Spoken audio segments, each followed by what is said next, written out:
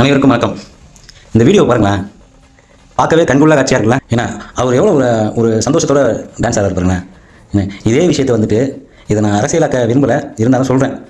இதே விஷயத்தை வந்து திருப்பரங்குன்ற பிரச்சனையில் வந்து நீங்கள் இதை காட்டியிருந்தோம் அப்படின்னா அங்கே அப்படி ஒரு சண்டையே நடந்திருக்காது.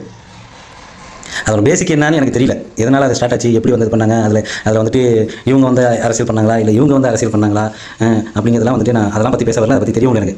ஆனால் இந்த ஒரு ஒற்றுமை, நீயும் மனுஷன் நானும் மனுஷன், உனக்கு ஒரு நம்பிக்கை இருக்குது எனக்கு ஒரு நம்பிக்கை இருக்குது. உனக்கு நீங்கள் பிடிச்சதை வந்துட்டு நீ வேண்டிக்கோ, நான் எனக்கு பிடிச்சதை நான் வேண்டிக்கிறேன். ஆனால் ரெண்டு பேரும் சண்டை போடாமல் வேண்டிக்குவோம் இல்லையா?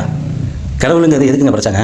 யாரும் வந்துட்டு ஒரு மனிதத்தன்மையை மீறி ஒரு மிருகத்தன்மைக்கு போயிடக்கூடாது அப்படிங்கிறது தான் கடவுளை ஒன்றும் மனுஷனாக படைச்சிக்கிட்டது, சரியா? ஆனால் அந்த கடவுளே வச்சு மனுஷங்க எல்லாருமே மிருகமாக மாறுறாங்க அப்படின்னு சொல்லும்போது எதுக்கு அந்த கடவுள் நமக்கு? என்ன அதை தூக்கி ஓரம் வச்சுட்டு மனிதத்தன்மையோட வாழணும்ல? மனுஷன் தாயா கடவுள்? நீ இன்னைக்கு இல்லைன்னு சொன்னால் நான் வந்து நிற்கிறேன், நான் இல்லைன்னு சொன்னால் நீ வந்து நிற்கிற, அதுதாயா கடவுள். இட்ஸ் ஓகே, அது வந்துட்டு ஒரு நம்பிக்கை. ஆனால் அந்த நம்பிக்கை வந்துட்டு என்னோட தான் பெருசு, உன்னோட தான் பெருசு அப்படின்னு சொல்லி நிற்கிற ஒரு அதுலேயும் வந்துட்டு ஒரு மிருகம் வந்து நிற்கிது பார்த்தியா இடையில, அதான் தப்பு. யாருக்கும் யாரும் பெருசு கிடையாது, எந்த கடவுளுக்கும் எந்த கடவுளுக்கும் பெருசு கிடையாது. ஏன்னா நமக்கு மேலே ஒரு சக்தி இருக்குது, அந்த சக்தியை எந்த ஒரு மனித சக்தியாலையும் மாற்ற முடியாது.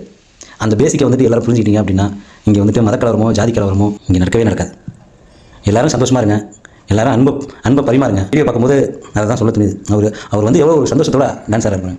இங்கே எந்த ஒரு அரசியலும் கிடையாது, எந்த ஒரு மதமும் கிடையாது, எந்த ஒரு ஜாதியும் கிடையாது, எந்த ஒரு தீண்டாமை கிடையாது, எந்த ஒரு நான் மேலே நீ கீழே அப்படிங்கிற ஒரு விஷயம் கிடையாது.